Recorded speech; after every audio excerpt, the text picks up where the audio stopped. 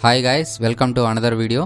ఈరోజు వీడియోలో మనం 2017లో రిలీజ్ అయిన సైకలాజికల్ హర్రర్ థ్రిల్లర్ ఫిల్మ్ అయిన 12 ఫీట్ డీప్ మూవీ ఎక్స్ప్లెనేషన్ చూద్దాం.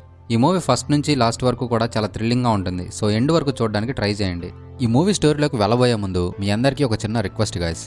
ఈ వీడియో అంతా మీరు చూసేశాక వీడియో మీకు ఎంటర్టైనింగ్గా అనిపిస్తే, మా ఎక్స్ప్లెనేషన్ కానీ మీకు నచ్చితే వీడియోని లైక్ చేసి ఛానల్ని సబ్స్క్రైబ్ చేసుకుని మన ఛానల్ని కొంచెం సపోర్ట్ చేయండి. అండ్ మన ఛానల్కి జాయిన్ బటన్ కూడా ఉంది. ఇంట్రెస్ట్ ఉన్న వాళ్ళందరూ జాయిన్ బటన్ మీద క్లిక్ చేసి మన ఛానల్లో ఒక స్పెషల్ మెంబర్ అయిపోండి. అక్కడ మనం ఎక్స్క్లూజివ్ వీడియోస్, పోల్స్ అండ్ మన ఛానల్లో అప్లోడ్ చేయబోయే అప్కమింగ్ వీడియోస్ యొక్క అప్డేట్స్ని పోస్ట్ చేస్తుంటాం. అంతేకాదు ఎవ్రీ 3 డేస్కి ఒకసారి క్విజ్ని కూడా కండక్ట్ చేస్తుంటాం. మీరు అందులో కూడా పార్టిసిపేట్ చేయొచ్చు. ఇవే కాదు ఇంకా చాలా మంచి ఫీచర్స్ అన్నీ కూడా మన ఛానల్ మెంబర్షిప్లో ఉన్నాయి. సో వెంటనే ఇంట్రెస్ట్ ఉన్న వాళ్ళందరూ కూడా జాయిన్ బటన్ మీద క్లిక్ చేసి మన ఛానల్లో ఒక మెంబర్ అయ్యి ఈ ఫీచర్స్ అన్నింటికి యాక్సెస్ పొందండి. జాయిన్ అయ్యేందుకు లింక్ డిస్క్రిప్షన్లో కూడా అవైలబుల్గా ఉంది, ఒకసారి చెక్ చేయండి. ఇంక లేట్ చేయకుండా మనం స్టోరీలోకి వెళ్ళిపోదాం.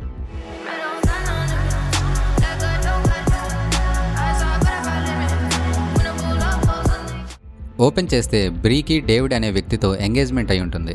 తను ఎంగేజ్మెంట్ రింగ్ని పక్కన బ్యాగ్లో పెట్టి స్విమ్ చేస్తుంటుంది. జోనా బ్రీ యొక్క సిస్టర్. తను డ్రగ్స్కి బాగా అడిక్ట్ అయి ఉంటుంది. కానీ ప్రజెంట్ జోనా గత 3 నెలలుగా ఎటువంటి డ్రగ్స్ని తీసుకోకుండా క్లీన్గా ఉంటుంది. ఇక వాళ్ళిద్దరూ కలిసి హ్యాపీగా కొంతసేపు స్విమ్ చేస్తారు.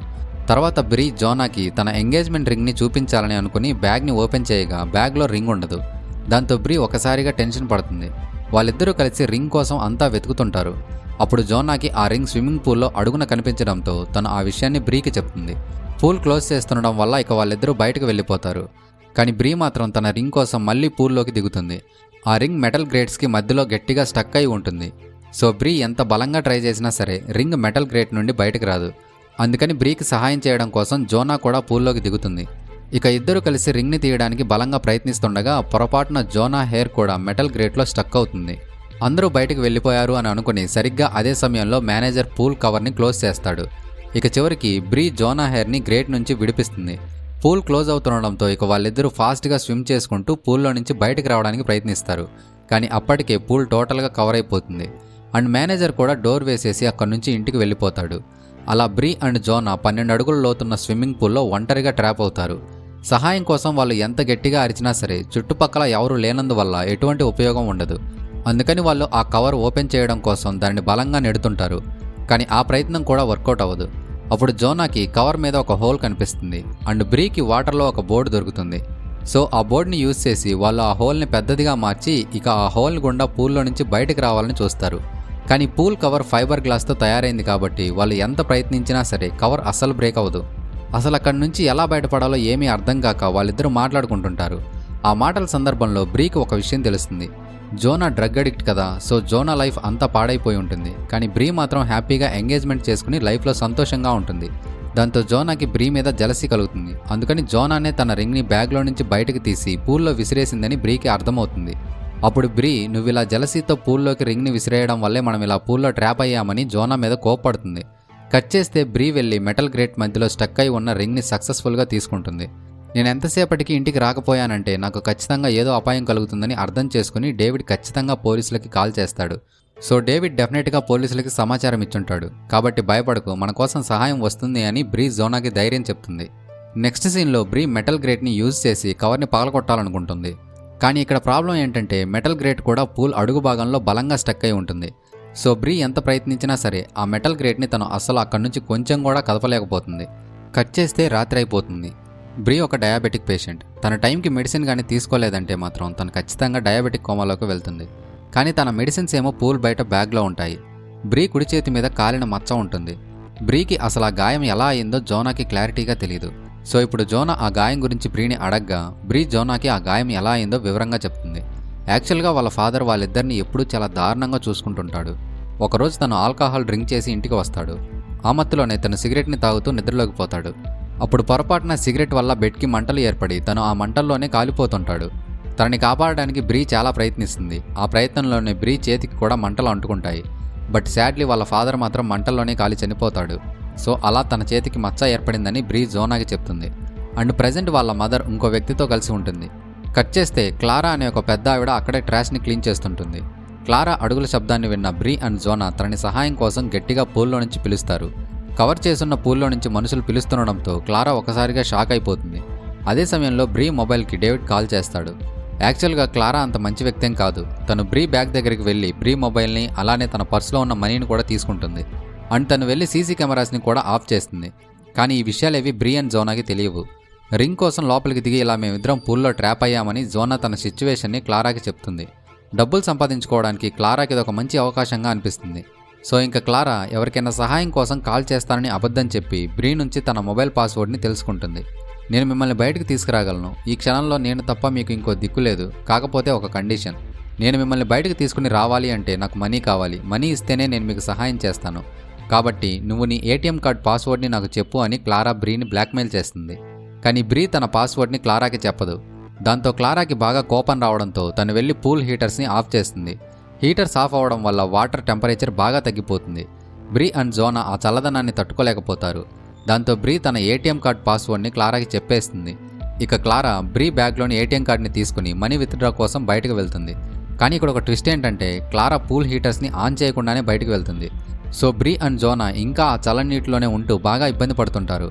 దీనంతటికీ కారణం నేను అసలు ఆ రింగ్ని నీళ్ళలోకి విసిరేయకుండా ఉండాల్సిందని జోనా ఏడుస్తూ బ్రీకి చెప్తుంది. మన ఫాదర్ మనల్ని బాగా హింసిస్తూ బాగా కొట్టేవారు కదా, అందుకని తనంటే నాకు చాలా భయం అని జోనా అంటుంది. ఇలా వాళ్ళిద్దరూ మాట్లాడుకుంటుండగా వాళ్ళిద్దరికీ తెలియకుండా క్లారా ఈ మాటలన్నింటినీ సీక్రెట్గా ఉంటుంది. కట్ చేస్తే జోనా క్లారాతో నీకు కావాల్సిన మనీ నీకు అందాయి కదా, ఇక మమ్మల్ని బయటకు రప్పించు అని కోపంగా ఉంటుంది.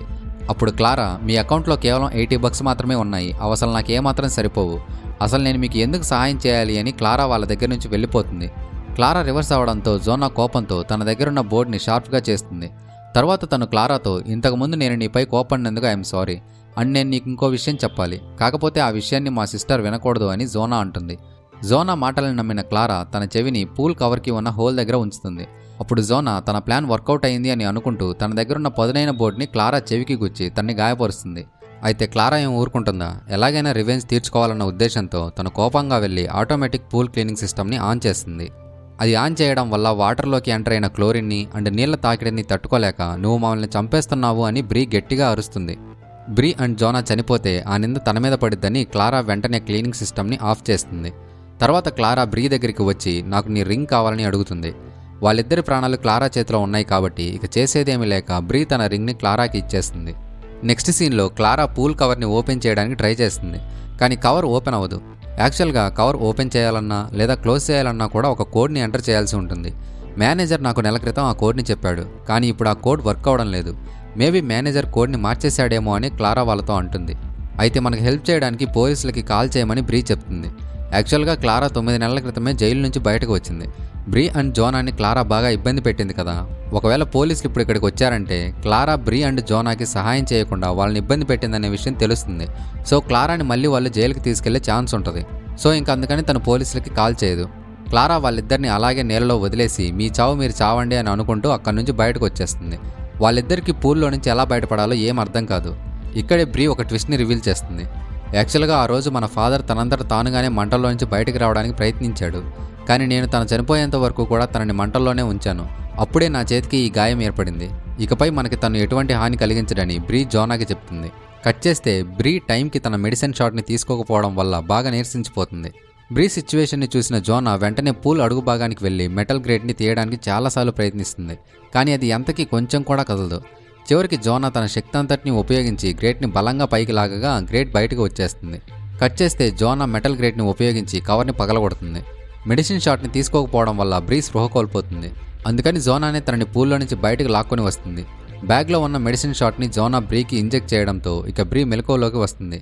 కట్ చేస్తే క్లారా వెనక్కి తిరిగి వచ్చి పశ్చాత్తాపంతో వాళ్ళ రింగ్ని వాళ్ళకి ఇచ్చేస్తుంది. జోనా సహాయానికి కాల్ చేసి తన సిచ్యువేషన్ని అండ్ తన లొకేషన్ని చెప్తుంది. అప్పుడు జోనా క్లారాతో పోలీసులు వచ్చేలోపు నువ్వు ఇక్కడ నుంచి వెళ్ళిపో అని అంటుంది. దాంతో క్లారా అక్కడి నుంచి వెళ్ళిపోతుంది. నెక్స్ట్ సీన్లో పోలీసులు అండ్ అంబులెన్స్ అక్కడికి వచ్చి వాళ్ళని హాస్పిటల్కి తీసుకెళ్తుండగా జోనా బ్రీకి తన ఎంగేజ్మెంట్ రింగ్ని ఇచ్చేస్తుంది. ఇక్కడితో ఈ మూవీ ఎండ్ అయిపోతుంది. ఈ మూవీ మీద మీ అభిప్రాయాన్ని తప్పకుండా కామెంట్ సెక్షన్లో మాకు తెలియజేయండి. మీరు ఇక్కడి వరకు చూసారంటే వీడియో మీకు ఎంటర్టైనింగ్గా అనిపించిందని నేను అనుకుంటున్నాను. మీకు గనక ఈ వీడియో నచ్చినట్లయితే వీడియోని లైక్ చేసి ఛానల్ని సబ్స్క్రైబ్ చేసుకుని బెల్ ఐకాన్ని ఆన్లో పెట్టుకోండి. మనం మళ్ళీ మరో వీడియోలో కలుద్దాం. అంతవరకు టేక్ కేర్, బాయ్.